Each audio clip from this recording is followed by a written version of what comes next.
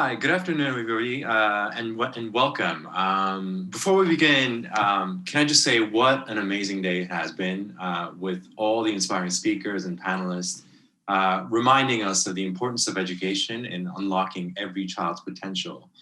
And I really hope that you guys all have enjoyed the event as much as I did, and I'm very glad that you were able to join us for this final breakout session of the day. My name is Jake Cho, and I'm from the Global Business Coalition for Education, and I'll be the host for a very special session today entitled Realizing the Promise, How Can Education Technology Accelerate Learning for All? While technology has disrupted most sectors of the economy and changed how we communicate, access information, work, and even play, its impact on schools, teaching, and learning has been very much more limited. That being said, if used properly, technology holds an immense promise to transform education and help reshape the way we teach and learn. And I think the key to that is understanding how technology can be used and applied, given specific local context and needs. To help us unpack this important and exciting topic, we are joined today by Emiliana, Senior Fellow and Co-Director of the Center for Universal Education at the Brookings Institution. Before her current position at Brookings, Emiliana led the education division at the Inter-American Development Bank and also served at the World Bank working on the issue of human development. Today we have about 30 minutes for this conversation. For those of you who are joining us on the platform, you'll be in viewer mode, but please feel free to type in any questions or comments through the chat function. I'm really excited to learn about Emiliana's research and findings. So without further ado, over to you, Emiliana. Thank you, Jake. It's really an honor to be participating in this exciting conference. Thank you for the invitation. And I will be sharing research that I have been doing with a colleague from New York University, Alejandro Ganimian, who's assistant professor at the Steinhardt School, and with Rick Hess, who's a senior fellow at the American Enterprise Institute. If you could please post my presentation, that would help a lot. Our report is called Realizing the Promise. How can education technology improve learning for all? Can everybody see the slides? Jake, can you see them? Great. So I'm the only one who can't see them, so I might just push back. So let's see, I just clicked on the clicker. Okay, so the report, which was just launched this past Monday, actually, has 5 key sections. In the first section, we really lay out the introduction and a little bit of what Jake was saying about how, despite the excitement around how technology would disrupt education, the evidence to date has been mostly disappointing, and I'll talk a little bit more about that. The second section really looks at what is the framework that we use to hone in into the core of teaching and learning to guide our research evidence. Thank you. Now I can see it. The third section of the report looks at how to diagnose what are the current infrastructures and capacities within a system to then really tailor the decisions around EdTech investments. The fourth section really looks at the evidence, and in particular, we reviewed very recent evidence in the last 10 to 15 years from low and middle income countries on interventions that have been rigorously evaluated. And finally, we conclude with a series of sequential steps to guide ministers of education on making better decisions around education technology. I should say the audience for this playbook, as we call it, is comprised of ministers of education and other decision makers and stakeholders in the education space. So let me start with the introduction. As I was saying, there was much optimism around EdTech and how it would improve student learning radically. I recall many years ago when the One Laptop Per Child project started at MIT, its founder, Negroponte, would say, this is going to be more valuable to students than a school building or a teacher. And if every kid could just have access to this $100 laptop, they will have learning at their fingertips. But what we've seen after many countries have actually invested a lot in providing one-to-one devices, in expanding access to hardware and software, is that learning hasn't skyrocketed in the way we were expecting. So we posit that part of the reason, or perhaps the driving explanation, is that there was less attention paid to where the comparative advantages of education technology to complement teaching and learning. And we argue for a simple but surprisingly rare approach to investing in EdTech that seeks to first understand the needs, infrastructure, and capacity of a school system. Second, we survey, but we argue that this needs to be an ongoing exercise to understand what's the best available evidence on interventions that meet your specific conditions. And third, to closely monitor the results of innovations before they're scaled up to make course corrections in real time. So let me turn now to the framework. We use this very simple but yet influential framework that was first developed by David Cohen and Deborah Ball, who were two prominent education researchers in the United States, who in the early 90s argued that a lot of the reasons why education reform efforts in this country had failed was that they had not paid sufficient attention to what they coined the instructional core, which is this triangle of a relationship between teachers, students, and content. Or as we call it learners, because we want to encompass a greater, not just students who are in school, but all of us who can continue learning, our educators or mentors, and the content that we're exposed to. And to this triangle, for the purposes of our playbook and our research, we've added parents who, especially in times of COVID, but even before and certainly after, play an important role in mediating the relationship between learners and educators, and also between learners and content. In the next section, what we did is we reviewed the survey instruments that exist from various sources, including the International Education Assessment Association, the OECD, Gallup, all institutions that have carried out surveys of current use of EdTech across the world. And what we argue that, in deciding when and how to invest in education technology, systems should first understand, for their own particular context, what are the specific needs that they're trying to meet with education technology with relationship to learning. So, in a system such as many low-income countries where 80% or more of their students are not meeting basic levels of proficiency, it's a very different type of EdTech intervention that you might want to introduce from a system where you have, let's say 60% of students gaining basic levels of proficiency, but you have a 20% low level of achievement and 20% of students who are exceeding the expectations, where what you're really trying to do is move the entire curve along and close the gaps. The second factor that's important to consider is what are your own infrastructure conditions to adopt tech-enabled solutions?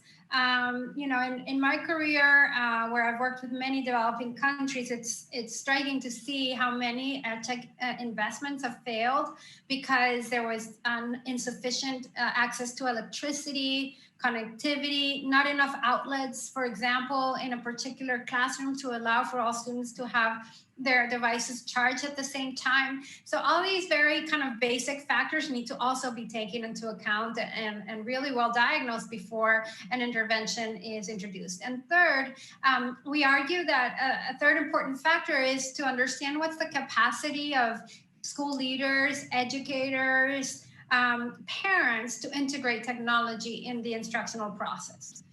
So we developed, for the purposes of the playbook, a set of very quick instruments that would facilitate collection of this type of information in a particular school system.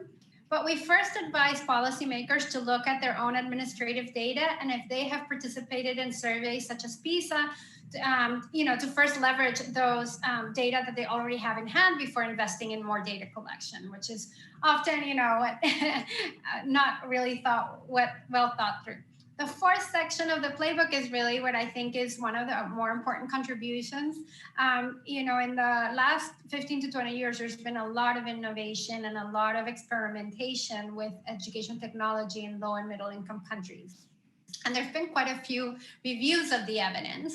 I think our particular contribution to this evidence is one, we did it more recently, so we have incorporated more recent studies. But second, instead of reviewing the evidence by type of hardware or software, we first identified, based on the learning sciences and sort of the centrality of teachers in the educational process, what we call the comparative advantages of technology to complement and enhance or expand the work of teachers. And in our view, these are four, where we could really identify that there was either really promising evidence or emerging evidence. The first one at the bottom left corner of the screen is what we named scaling up standardized instruction.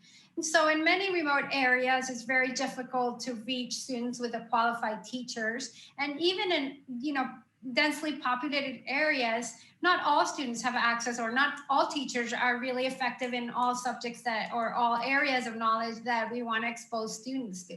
So in this way, technology can really help by, for example, having pre-recorded lessons of highly effective lectures, or by providing opportunities for distance learning, for example, using low-tech technology such as radio or television, which is actually happening, as you may know, in many developing countries currently during the COVID-19 related school closures.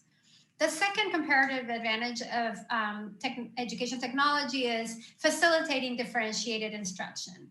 So we know that students learn best when the lessons and the content are really not too challenging that they're intimidated, but not too easy that then they get bored and distracted. And so meeting them at that right level is something that technology is very well equipped to do.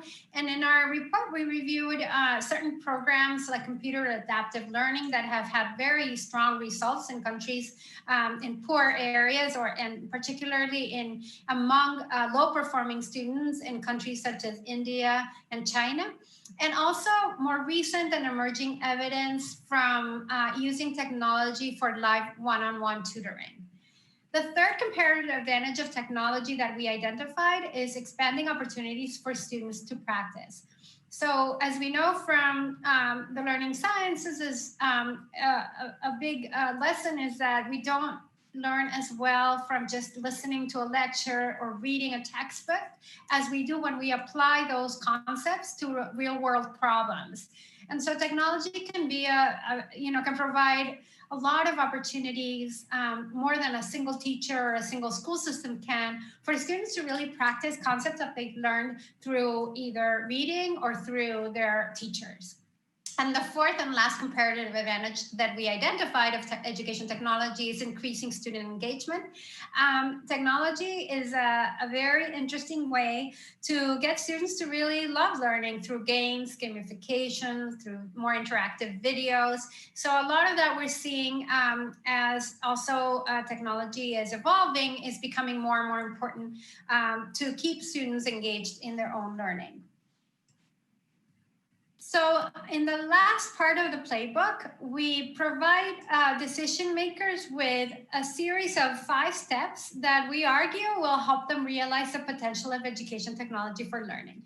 The first one, and it will come as no surprise, is to really take stock of how your current schools, teachers, and students are engaging with technology. So start from really understanding and diagnosing your own system.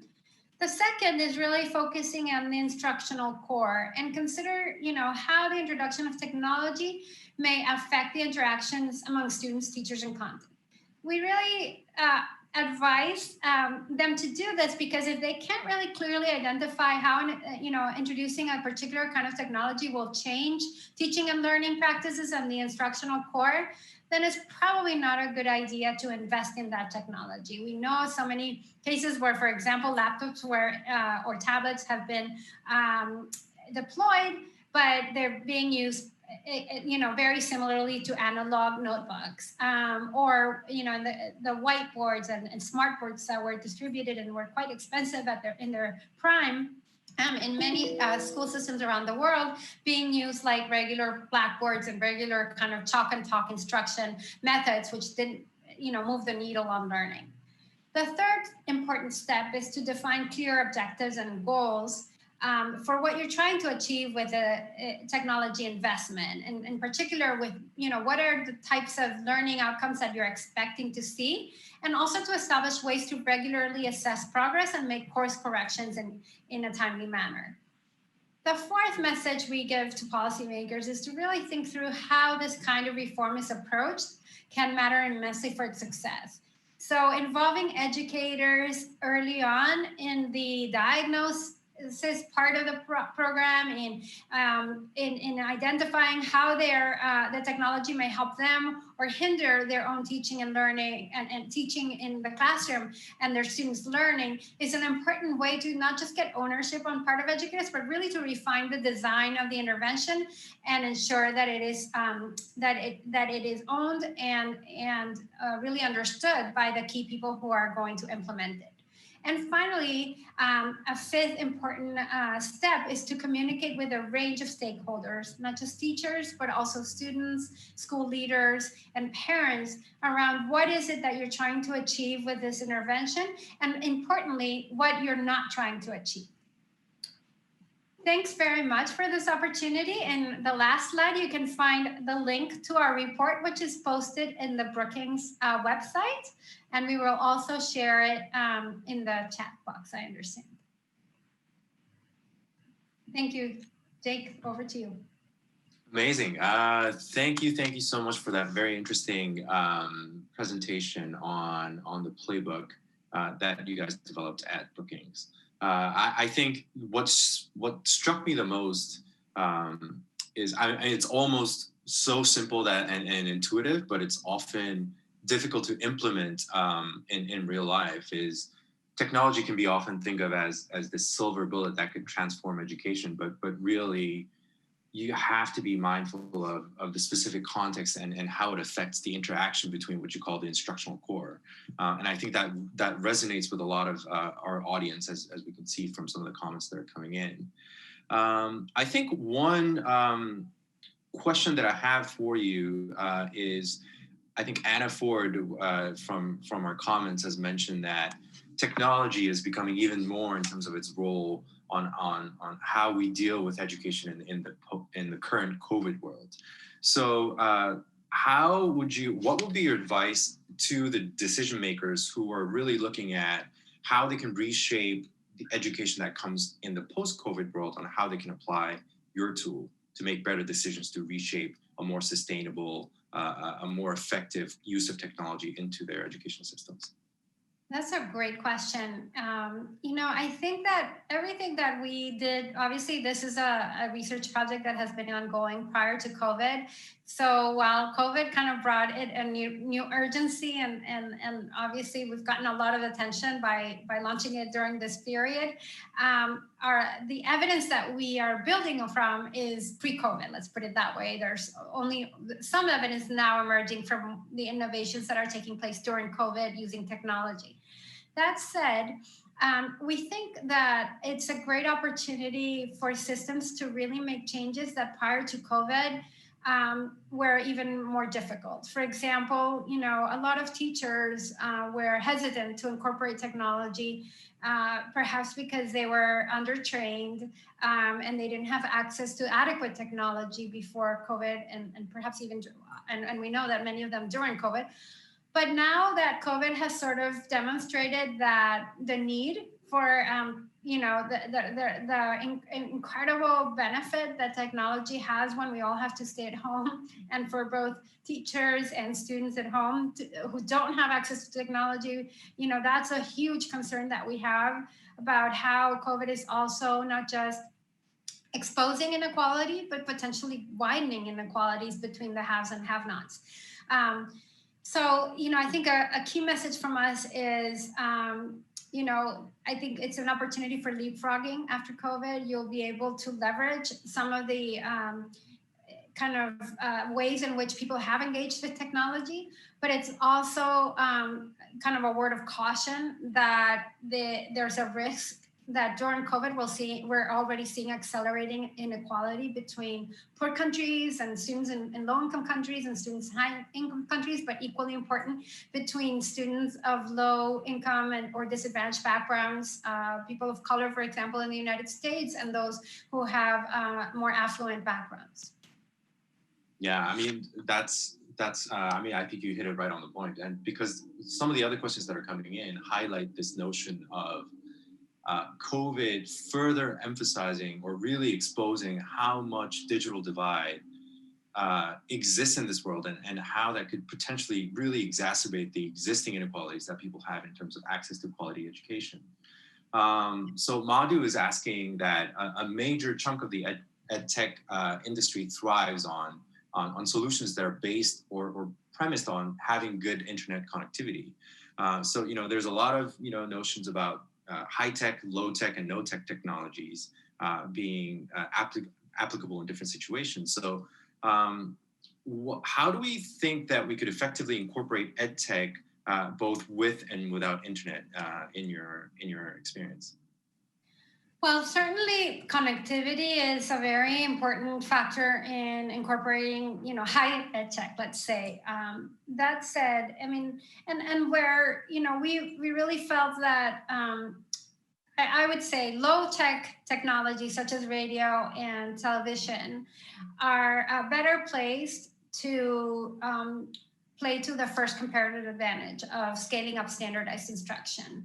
They're not so well placed for dynamic, interactive, more in real time uses of technology for learning.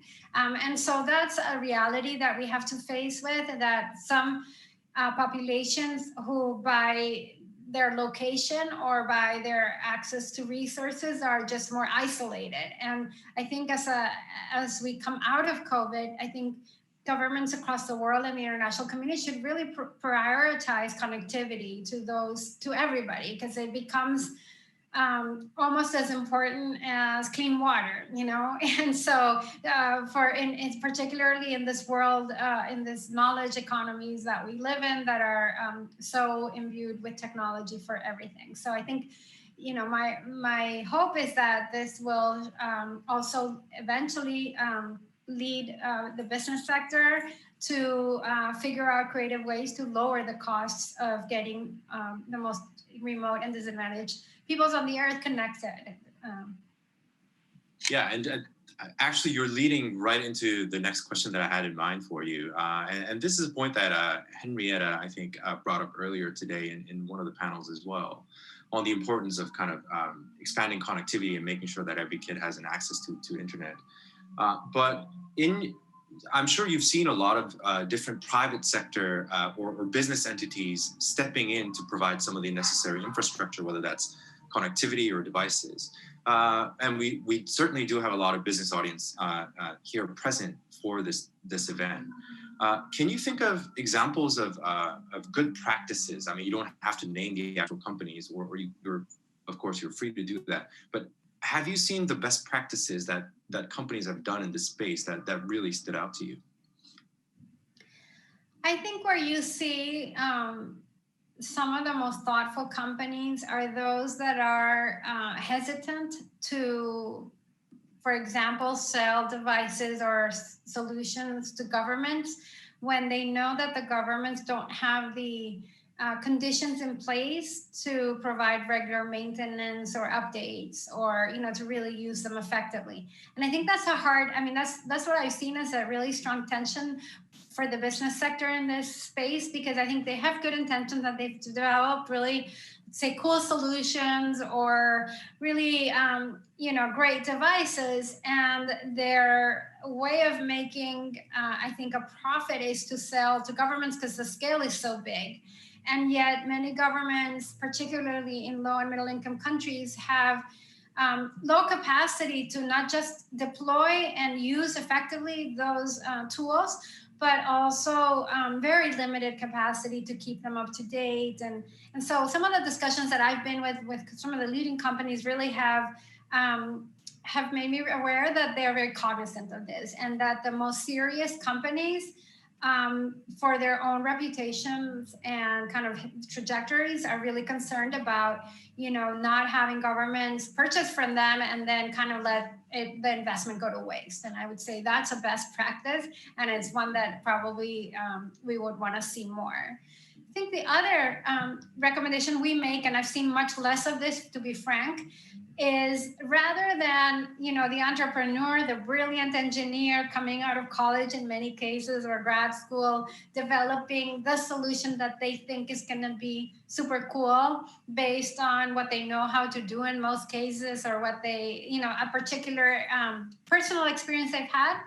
It's really to talk to lots of leaders and teachers to figure out what are the problems that they're facing. Because I think when you turn around the discussion from what is out there and what works to what do we need and how do we make it happen and work, I think that's what we're trying to push. So from a supply driven kind of discussion to one that really is focused on what are the problems we're trying to solve, how, what are the learning issues where technology can really help us. And if it doesn't yet exist, I think, the entrepreneurs will use all their skills to develop it.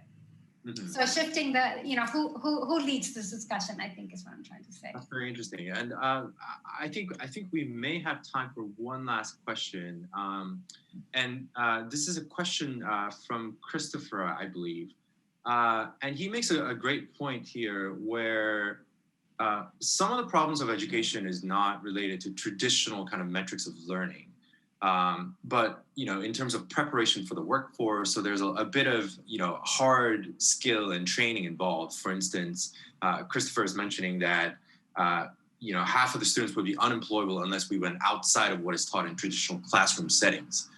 For example, a lot of coding training would be on practice apprenticeship rather than the traditional kind of intersection of the instructional core as you explained it. So Christopher's question is, how does that factor into the way you have framed things here in your research study?